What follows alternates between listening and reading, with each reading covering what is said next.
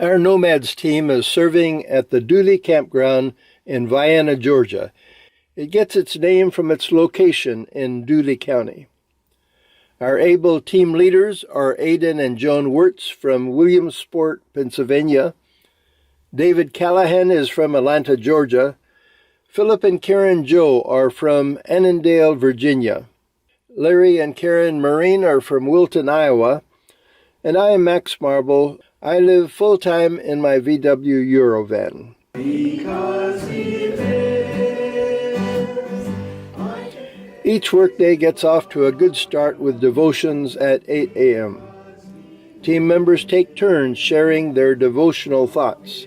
I love how the devotions set the stage for the day ahead.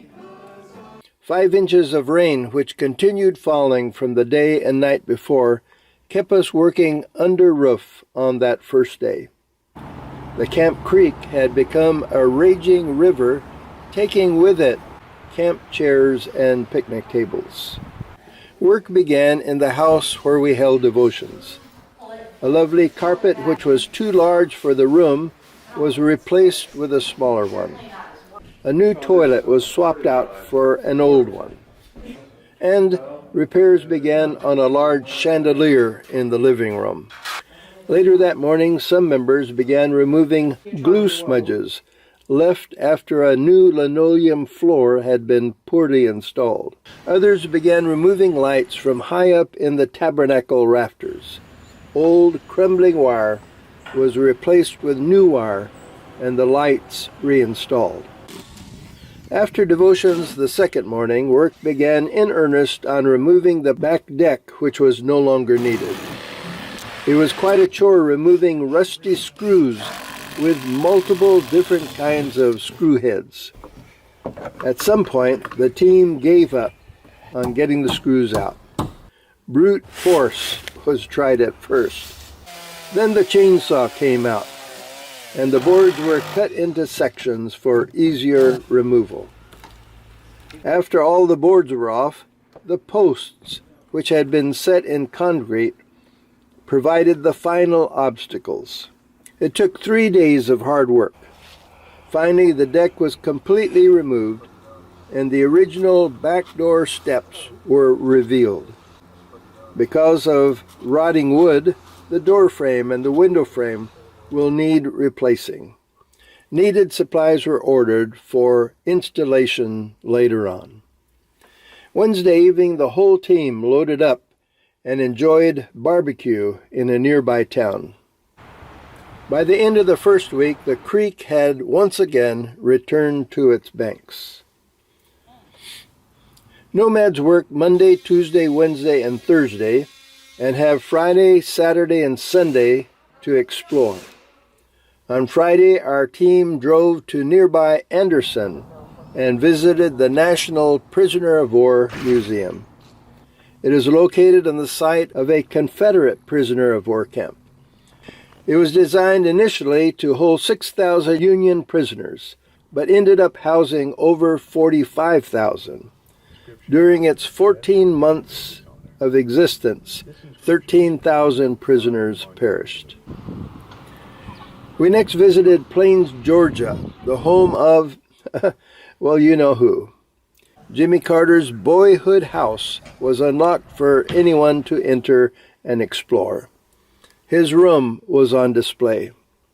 Noted was the shower head, which was a bucket with holes punched in the bottom. It was a nice day for a stroll around the farm. The high school where Jimmy and Rosalind attended is now the town's Carter Museum.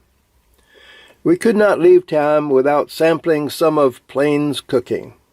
We were not left wondering in whose town we were having lunch. And of course, a trip to Plains would not be complete without a purchase of some homegrown peanuts from the Carter Peanut Warehouse, where Jimmy worked after completing his military service.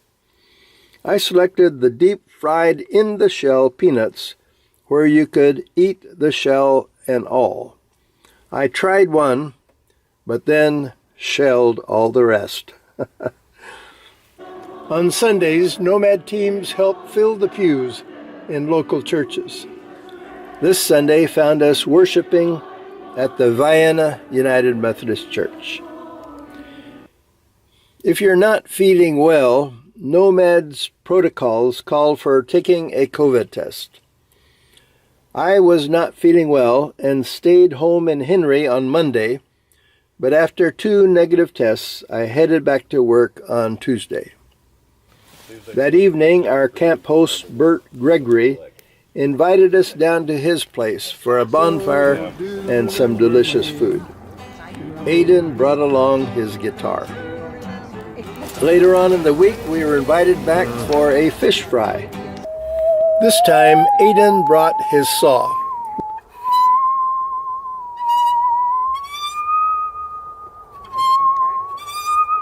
During the rest of the second week, a number of new projects were started. 4 of us started work in the chapel. Windows needing touching up were taped and painted. We were asked to rearrange the chapel's stained glass windows, putting them in biblical order. That took some creative guessing. Is this one Old or New Testament? What about this one? Or perhaps the better question, what is this one? After picking the brains of other team members and friends online, an order was determined, and the windows were rearranged in biblical order. We never could completely decide what to make of this one, and so it was relegated to the utility room. David removed old shutters and did a great job of matching the paint. The old posters on the prayer walk through the woods needed replacing. New improved posters were made. In addition, little bright red stop signs were added to direct followers on their way. Another one of our tasks was to design and build a lynch gate through which one would enter a prayer walk. Many samples were found on the internet, and one was selected for replication as best we could. With no pattern to follow and only a picture to look at, the lynch gate started taking shape remarkably well. Progress continued throughout the week. The camp wanted a labyrinth on the floor of their gazebo. After determining one that would fit, we drew a chalk outline of the labyrinth on the concrete floor. We then taped the outline to be painted next week when green paint would be purchased. Next, we started a chalk outline of a maze for the floor of a second gazebo, which was about to be constructed. A very active train track, seen from the gazebo, curved around the campground. For train lovers, this only enhanced the ambience of the place.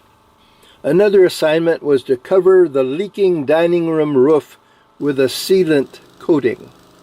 It took David and Philip 3 days to completely clean the roof in preparation for applying the sealant.